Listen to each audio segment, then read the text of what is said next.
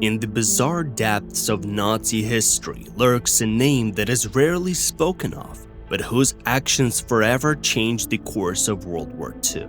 He was called nothing less than the most vile character in all of the history of the SS.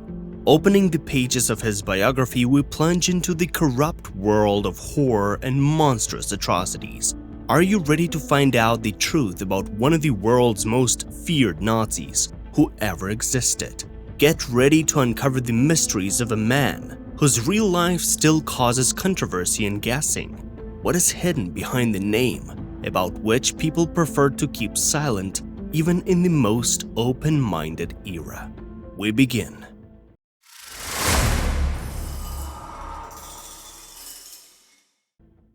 The Bloody Soul. The man with the surname Globocnik is the one who organized the execution of 1,750,000 innocent people, including women, elderly, and children. As those who were lucky enough to know him in quotation marks say, he never had anything even close to regret. But there were many of them who didn't regret their actions among the servants of the Third Reich. Why did Globocnik get into the top 3 most terrible killers in the history of mankind? Moreover, among the Austrians, he is generally in the first place of this terrible rating. The thing is about the particularly cynical nature of his crimes. He didn't just deprive people of organs or life through these sophisticated and excruciating methods. He also enriched himself thanks to those victims. He kept kilograms of jewelry at different addresses. He also satisfied very shameful fantasies at their expense. Historians are also quite astonished by the number of Jewish victims. According to most versions, up to 1.5 million souls. That is, about a quarter of the volume of the Holocaust was the work of this single Austrian. More than that, by his order, at least 250,000 representatives of other nationalities were neutralized, and some of them sometimes only for the single fact that in the presence of Nazis they had something valuable. In the personal file of the SS man, the following characteristic appeared. Recklessness and charisma often lead him to violate the established boundaries even within the framework of the SS order. A racist, cynical pig, boundless pervert, and corrupt bloody demon. Globocnik personified a typical representative of people without nationality or any culture. Short biography and early career. So, you have by now understood that the main character of the episode, like Hitler himself, was an Austrian. He came from the part of Austria-Hungary called Trieste and now belongs to Italy, its easternmost region called Friuli-Venezia Giulia. According to the official version, his father is a Slovene by nationality, an officer of the Austro-Hungarian army and a cavalryman. His mother came from Banat, the border of Serbia and Romania. Memoirists hint that the family of these two also had German and even Hungarian roots. The family was, in one word, international. Odilo Lothar Ludwig Globocnik was born in 1904. He attended a regular school in Trieste. Like many children in the old days, he followed in his father's footsteps, then graduated from a military institution, already in St. Pölten. The family of this man, despite the pedigree, identified themselves as loyal subjects of Austria not only in a civil but also in a cultural sense. Odilo spoke perfect German. The school was a typical Austrian one. Studying to be a military man, until the end of the First World War, the young man prepared himself for war with the Entente. But the war ended, and the empire itself collapsed. However, the teenager remained with Austria in his heart. It was obvious that he had to get a civil profession. In 1919, the 15-year-old boy went to Klagenfurt, Austria, by the way, together with his entire family, where he graduated with honors from a local school that prepared professionals in engineering field. He has never opposed hard labor. In his free time, he worked as a porter at the railway station. Having become a certified engineer in 1923, at the age of 19, he worked in construction organizations. Being still a freshman at the school, without the slightest hesitation, he signed up for a youth organization proclaiming the slogan, "Austria for Austrians." This was the very first step on the way to serving the Nazi ideology, who would come to power 14 years later. Though, Odilo did not waste any time, joining the NSDAP 2 years earlier, back in 1931. The bastard ran ahead of the locomotive. Entering the NSDAP. Globocnik, who did not want a family but only desired career heights, hurried up at the right time. As you know, people who received a party card of the NSDAP even before the National Socialists achieved all the key posts became the essential part of the Third Reich. In 1933, he was already deputy Gauleiter of Carinthia, the region of Austria in which he studied. Then this character even became a Gauleiter of Vienna. Now let's turn to 1934, when the Aryan was already an important functionary in the SS. That is, he ended up in a military structure to which Austria had nothing to do for another 4 years, just before the Anschluss. However, the German Nazis immediately accepted Globocnik as one of their own kind. Facial features turned out to be, so to speak, quite Nordic. Extreme passion for German culture and history, and we can't forget an experience in the right-wing populist movement whose members have already established him as a true supporter of ethnic cleansing. All this being said, the young man was definitely worthy of the royal title of Aryan. The man became so important that in 1941, when Poland by that point was invaded and the SS, by decision of the NSDAP, became a punitive structure, it was he who was entrusted with overseeing, as a representative of Himmler himself, the SS and concentration camp control networks.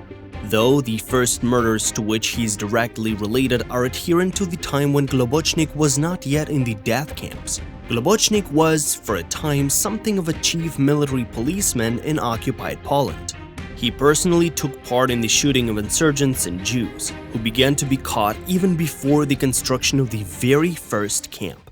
The fact is that in Lublin, the Polish city where his headquarters were arranged, a sort of reservation for Jews was created. Once people had the Star of David sewn onto their clothes, Nazis could do whatever they wanted, and they didn't restrict themselves in any way. Himmler would then call his protégé in the Polish SS structure a well-rounded nature. Indeed, this was a school of thought. So, what orders will Odilo Globocnik give? Death camps. Sobibor, Belzec, Treblinka, Majdanek, and Auschwitz. It is these 5 institutions for disposal and medical experiments that will become the responsibility of the person described here. On his personal instructions, everything was built and equipped. Jews and other categories of prisoners forced to do hard work after each process of extermination of Jews were brought in. The cleansing of specifically Poland from Jews was called Reinheit, or bold power. Talking about the name of the operation in which the mentioned fascist became a king and god, it is not clear what courage has to do with devilish crimes. Is it about the courage they talked about that was needed in order to gather 1.5 million defenseless people throughout Poland, many of whom are the elderly, women, and children, and then bring them to the gas chambers, lying to their faces that they have to undress and wash, and then dress in a clean robe? The cells were, indeed, similar to showers in terms of atmosphere, so in the very first month, there was no panic, since the news didn't spread yet. It was carbon monoxide that was used. It came from a watering tube, from which crowds of people were waiting for water, fanatically devoted to the fulfillment of the tasks assigned to him.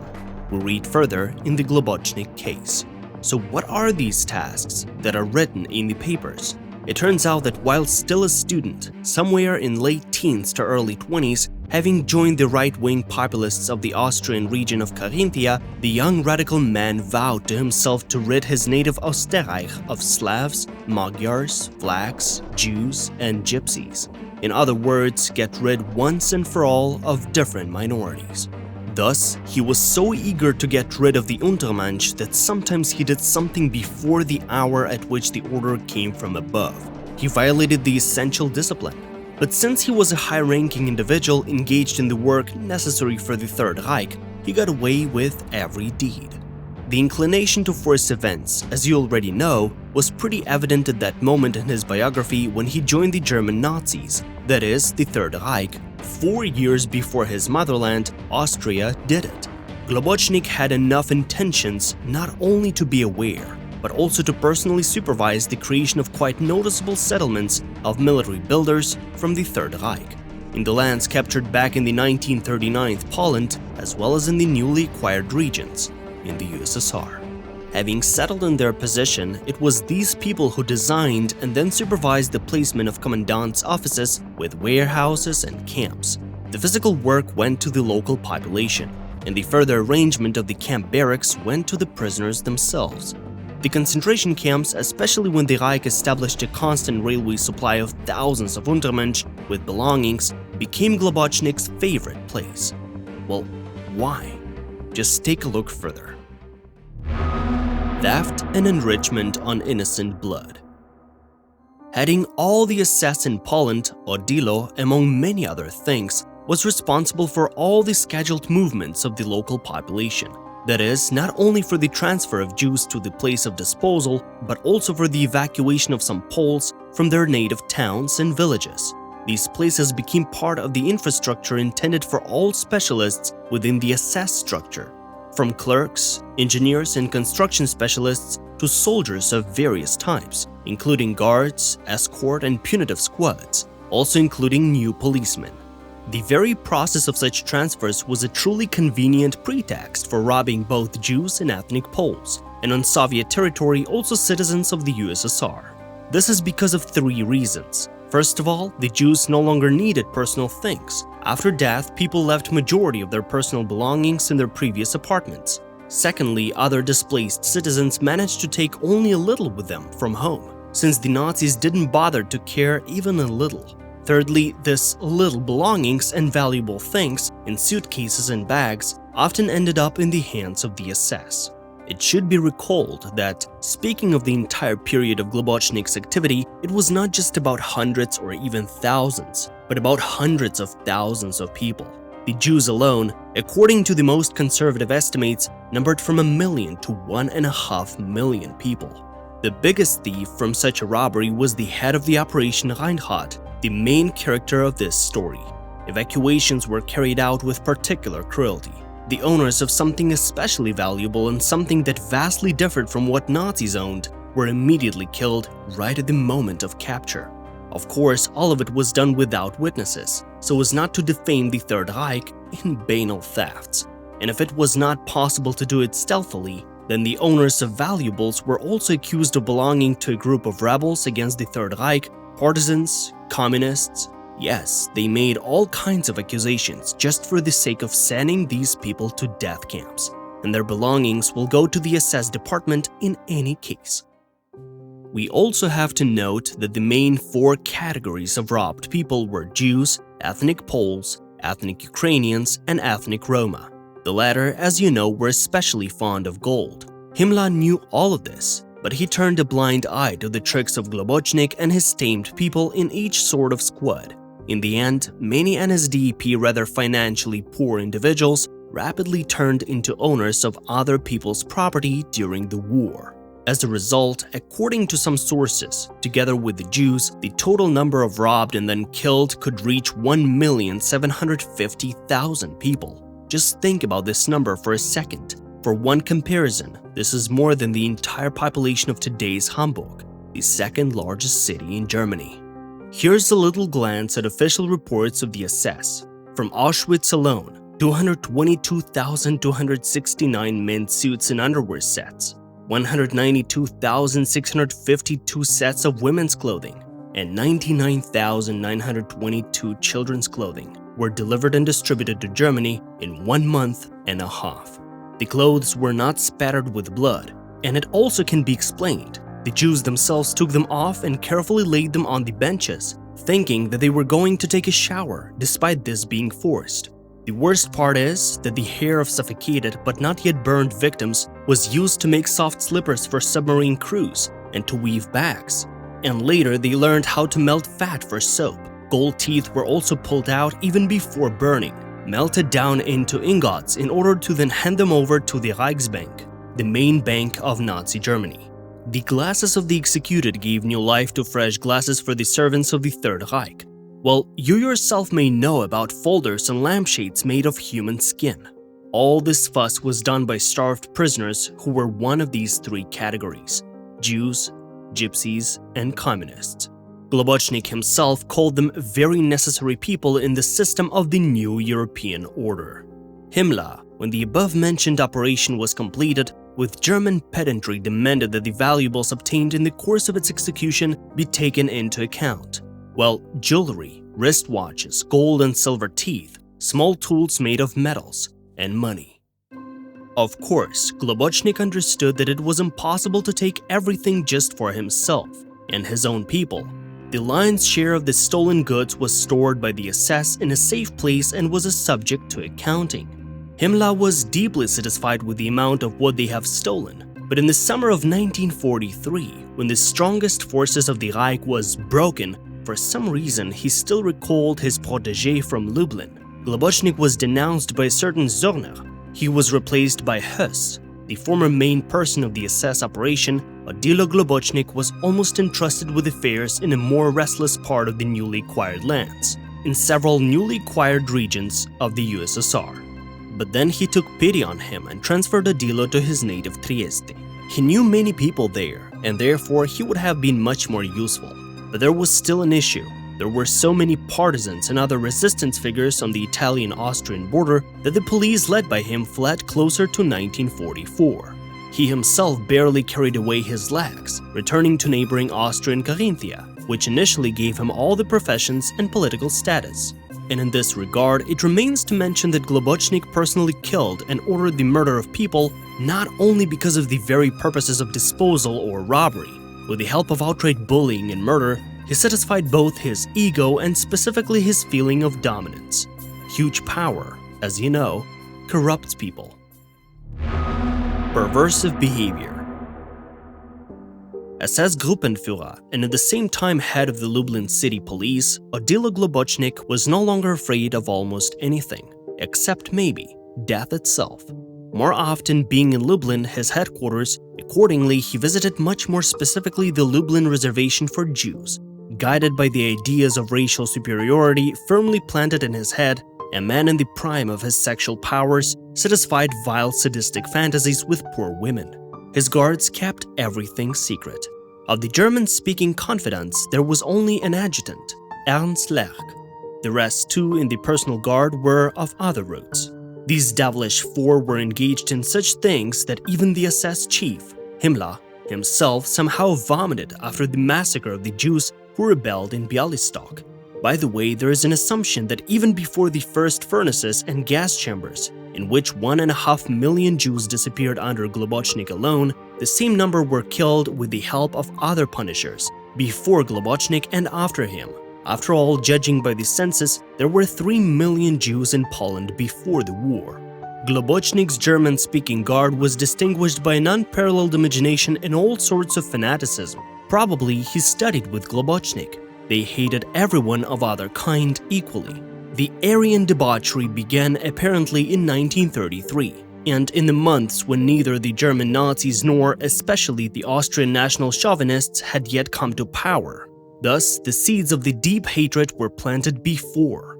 That being, Globocnik committed criminal acts against the Untermensch and even went to jail. However, he was sentenced to a more substantial term for something else, precisely for participation in the armed conspiracy of the Nazis to overthrow the ruling government. But since they came to power almost immediately after he went to prison, he didn't manage to suffer a serious punishment this time either. As a result, a sense of impunity was born and strengthened in relation to a certain category of the European population. Globocnik was sure that the Nazi empire that they built would conquer the remnants of Europe, precisely the USSR. The SS leaders thought they would never have to pay for their crimes. Imprisoned by the Austrian authorities, the released Globocnik became the powerhouse here himself. The second entertainment was to personally observe the work of the gas chambers in Belzec. History is silent about how he did it. Perhaps accompanied by the personal guard, in a gas mask, he observed the death convulsions of naked Jews and Jewish women, aged from childhood to very old age. members of the National Socialist leadership managed to report something before their deaths. It's a simple fact that it was Globocnik who persuaded Himmler to use gas chambers in the camps, so he said the disposal will go faster. And the chambers and its structure were invented by an Estonian German, Alfred Rosenberg. Globocnik's enthusiasm for the murder of many people by some group of people is simply eerie. He apparently considered these murders not only forced, but also to some extent pleasant for them. In addition to the gas chambers, there were also furnaces, the contents of which, after burning, he also liked to examine during his rounds. The smell or sight did not bother him at all. The memories of those who accompanied him let us know this. The largest concentration camps that Nazis created were located in the south and southeast of present-day Poland for a reason. The fact is that it was the geographical center of all those territories that the National Socialist Party considered Europe. This means that it was logistically more convenient and faster to bring Jews, Gypsies, resistance, primarily Soviet and other communists and other, so to speak, traitors from all European countries. And from the far Eastern Europe, trains with Soviet prisoners of war were also coming here. The chief of the camps could observe the prisoners from all over the continent, often ready to freeze in excitement for an hour, in front of an endless column stretching from the railway train to the barracks or to the cunning showers. The last thing to note about Globocnik's oddities is that he could personally inspect the work of extracting gold crowns from the remains of people. The corpses were handled by prisoners who were not initially sentenced to death.